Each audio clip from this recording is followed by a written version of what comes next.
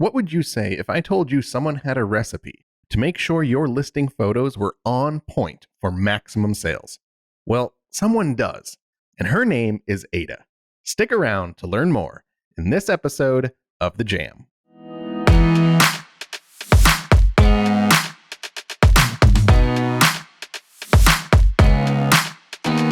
I'm Lisa. I'm Jade. I'm Gordon. I'm Richie, and this is The Jam with Team Marmalead. So what is Marmalead? Is it a set of tools? Is it a resource? Is it education? Yes. Yes, it is. It's all of those. Marmalead helps you grow your sales with real shopper keywords.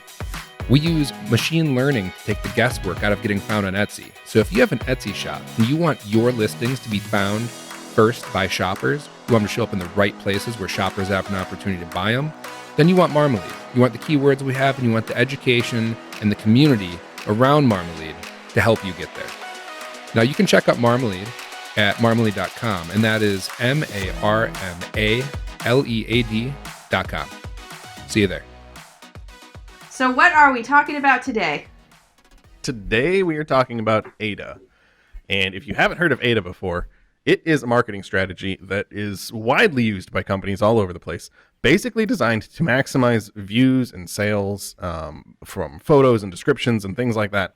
And it's an acronym. It stands for attention, interest, desire, and action. So we're going to talk through these four aspects and how you can apply them to your photos. Specifically, we're not talking about descriptions today, although you can use this in descriptions.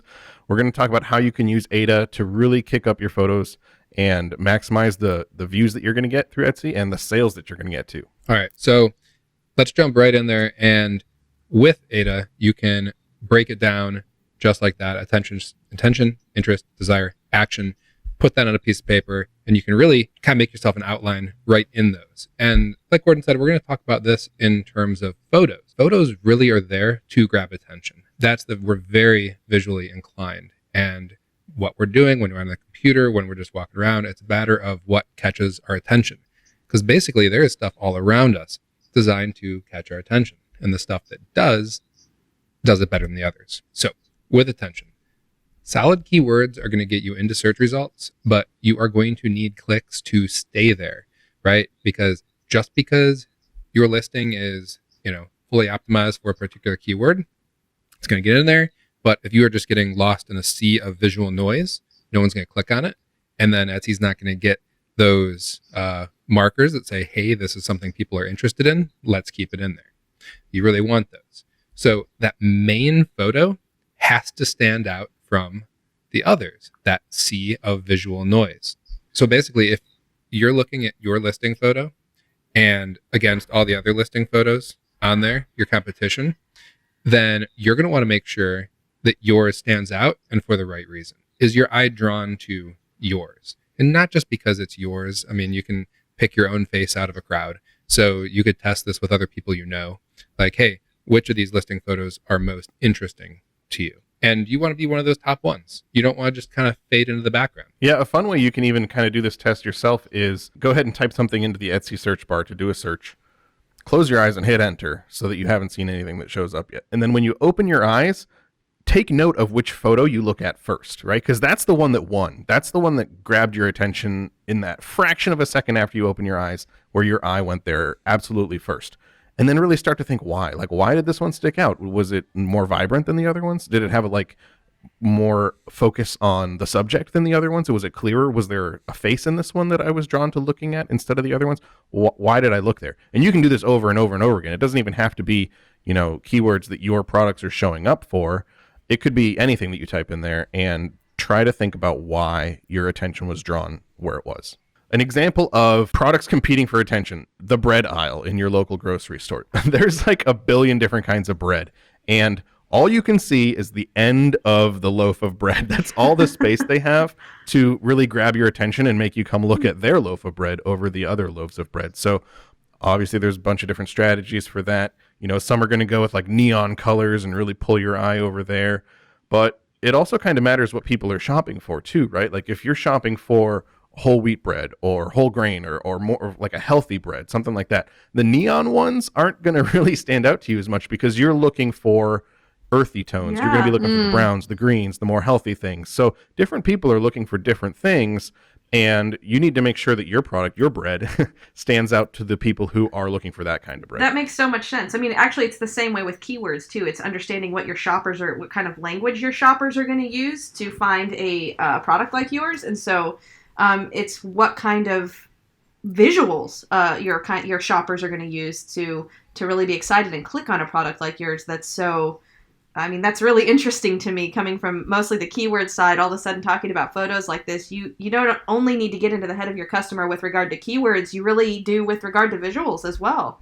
Yeah, and I think it's really interesting too, because in a previous episode we talked about colors, and we've talked about that in blog posts as well as far as design goes. And so it's so interesting that you're saying that, Gordon, because it is absolutely true that when I'm on the bread aisle, I'm looking for earthier colors and tones. Yeah, and I had never even thought about that in my own mind, put those two things together. It's a beautiful thing. Branding is it's crazy how it sells your product. So yeah, especially in this case with your images and what grabs somebody's attention, it needs to correlate with what you're selling as well. And so yeah, I think that's an awesome example. Yeah. So how to do this with your main photo, because the first couple talking points that we're going to hit on here, attention and interest, you really want those to be kind of focused on your main photo. You can do them with your other photos too, but that's where you're going to get the most traction, because at this point we're trying to pull people into the listing. You've shown up in search, you need to catch their attention, and you need to get them to click on it, right? And that's kind of the goal where we're at right now. Eventually we're going to want to close the deal and have them purchase our products, but for now we're just trying to grab their attention. So how do you do this with your main photo? And looking at examples and doing that test that we talked about and going through and trying to figure out what other people are doing, that's a great way to start. Some of the things you might want to consider when you're doing that is, what do the backgrounds of their photos look like? Are the ones you're drawn to, are they colorful backgrounds? Are they busy backgrounds? Are they plain backgrounds? Like, how does that play into where your eye is drawn?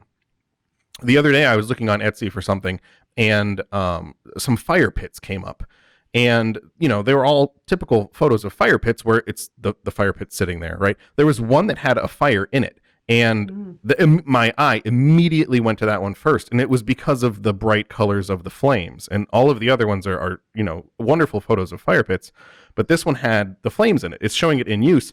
But it was the flames, like that color amidst all of the lack of color, that really drew my eye to that. So, consider those things. And faces is a big one too. People are just naturally drawn to other people's faces. It's something about how we're wired as human beings. So if there's a whole wall of photos and any of them have faces in them, people are naturally drawn to seeing those faces. People even find faces in objects that aren't faces, but they look like faces. It's so weird how we work that way. And if you have an opportunity to incorporate a face into your pictures at all, that can be something that you can really lean on to kind of pull the shopper's attention in.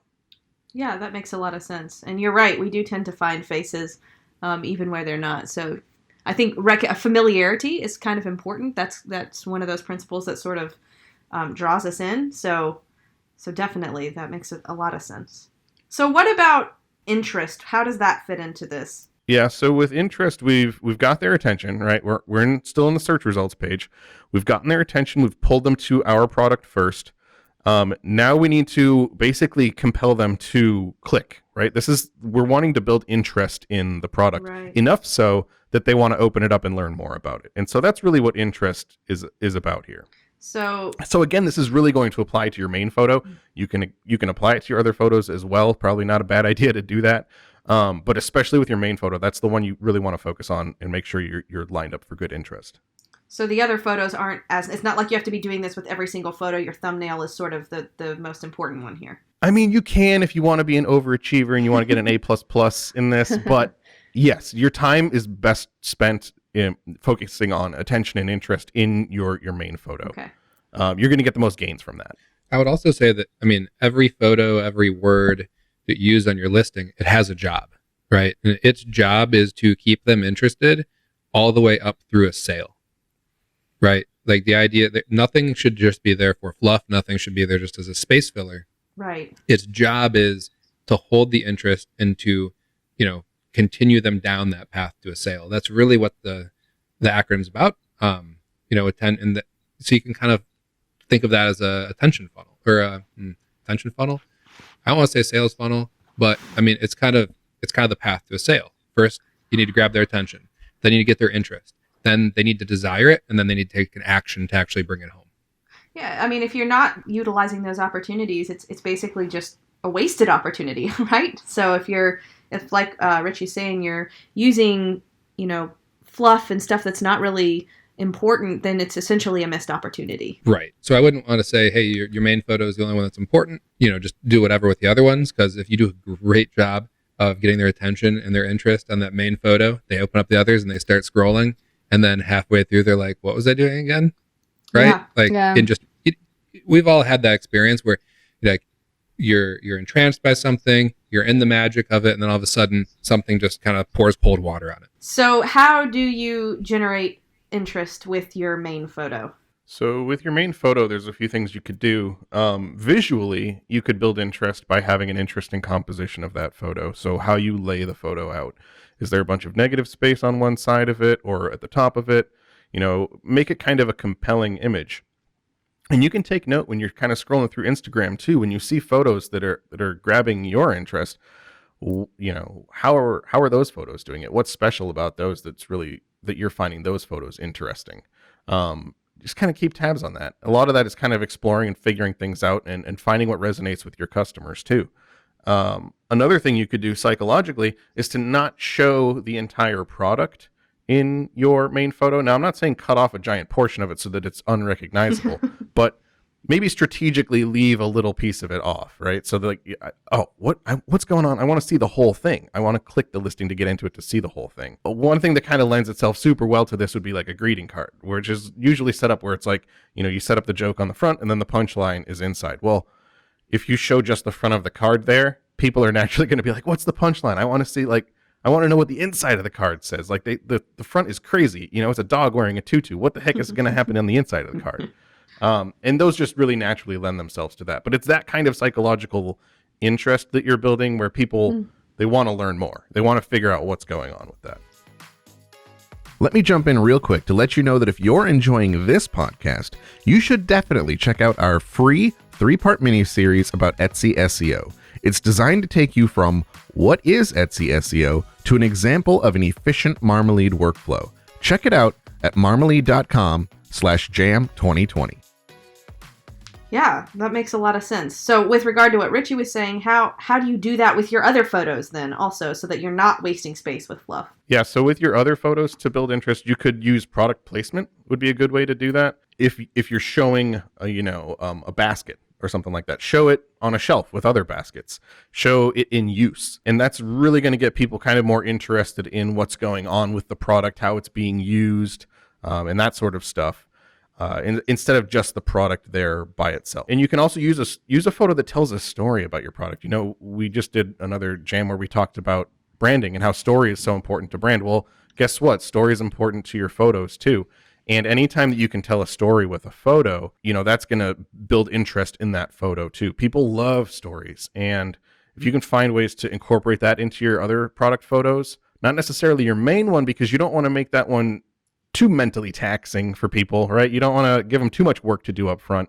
But in your other photos, if you can tell a story with what's going on in those, that's awesome. Yeah, I think kind of going back to your fire pit example, like what you said, that the fire drew your eye to that particular image, then, when you click in, doing something like, having, a couple people or a family or a group of friends roasting marshmallows around that fire pit with the fire going would help people to relate to that picture, and then all of a sudden it's their family around it, and then all of a sudden they're thinking of the experience with their family, and then that draws interest and makes them want to purchase it. And it's the same way, I've had that happen so many times with shops and just shopping online in general, where a product will catch my eye, I'll click into it, and there's great images of the product at all these different angles and maybe a couple different settings, and then the product in use. And that really helps me to visualize how I'm going to be able to use that product, because you're right, it's like you're not able to hold it, it's not with you, so you've got to really paint that picture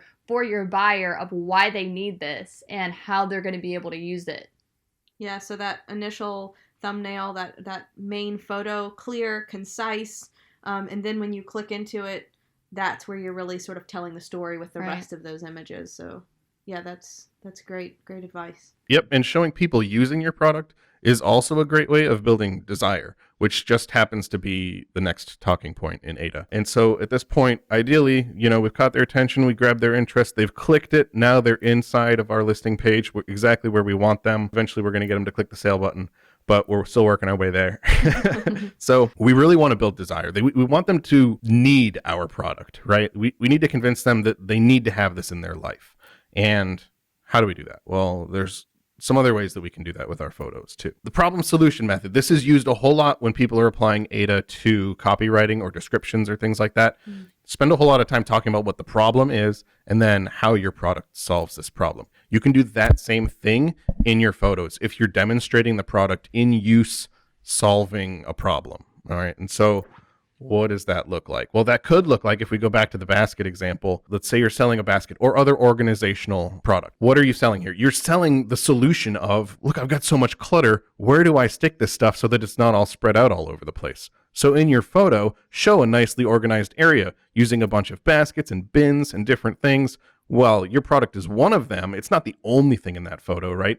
And you're selling them on the idea of this organized space, this room, this house, whatever it is. They're not just buying the basket at that point. They're buying the solution to their problem, that they kind of have a bunch of TV remotes or clutter or magazines or whatever, and they don't look nice that way. They want to have it look tidy. Yeah, that's a great example.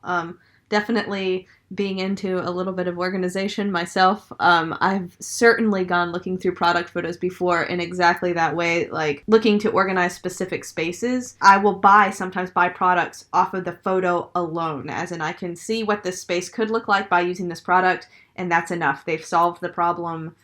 So that's an excellent example, because I've certainly bought a basket or two that exact same way. Oh, and what are these other two baskets that this one is next to? Like, those fit really well. Yeah. Maybe I should pick up those too while I'm at Right. it, Yes. Right. Totally. You get the whole collection. I've bought a set of baskets in 3 pieces before. I won't lie. But you can't buy one. It'll look out of place. Yeah, exactly. You have to have the set of baskets, and then Yeah. you can organize your things by this just makes me happy. So great example. And look at that. It worked. Now Yeah. you've got that feeling. We led you through a story, and now you want baskets. So really what I'm trying to say here is I'm ready to act. So isn't action what comes next? How do I buy these baskets, Gordon? Absolutely. That's the last A, right? Is action in AIDA. And that's where we close the deal. Like that's where we're trying to get to with this whole thing. And all of these kind of lead us there. And now we want them to be ready to pull the trigger and make the purchase, right? That's obviously the whole goal of this. And so psychologically, you can kind of start to get people into the purchasing mood by getting them to make like micro choices, little tiny choices that will lead to the final choice of actually purchasing the product. And ways that you can do that is if you're using any kind of variations on your listing, if you have different dimensions for something, different sizes, different colors, show those in your photos. There have been so many times where I see products on Etsy where when I pull it up, one of the photos is just like a grid of all of the different colors. And by showing something like that, without even thinking about it, they're going to pick their favorite color. Like they're already doing that. They're making a choice, and they don't even know they're making a choice. I was looking at some yarn on Etsy the other day, and one of the photos was like 35 different colors. It was little tiny bolts of yarn in all the different colors that it comes in, and it wasn't even overwhelming to see so many colors. It was cool. And it was like, wow, okay, this one right here that's a really cool like shade of like a bluish greenish, like that's awesome right there. And your mind is doing that without even realizing it. By getting the customer to start making choices and picking things, they're going to start to make it their own. They're going to start to build things out the way that they want to see them built out. And they're going to sort of have a little bit of buy into the product and start creating exactly what they want as their personalized selection, and that'll put them even closer to being ready to hit the purchase button. Yeah. Yeah, think of it like a book. Once you start reading a book, you feel compelled to finish reading the book. Yes, there are a lot of things that we leave unfinished, but those things tend to weigh on us. We tend to like to finish things. So as you're making these choices, once you've started solving a problem, you don't typically want to walk away from it. I agree. I mean, going back to that basket example, like, are you only selling me one basket? Do I have the option to add on the other 2 sizes? Can I get it in the exact color I want? Those are definitely things when I'm shopping. Is there a liner? Yeah. You know, is there a fabric liner that I can pick a color that goes with the basket yeah. color? Yes. Yeah, you're not going to partially organize your space. No. You're going to finish that project. Once you're in, you're in. Yeah, I love that. And now I'm going to go buy some baskets, I think. On yarn.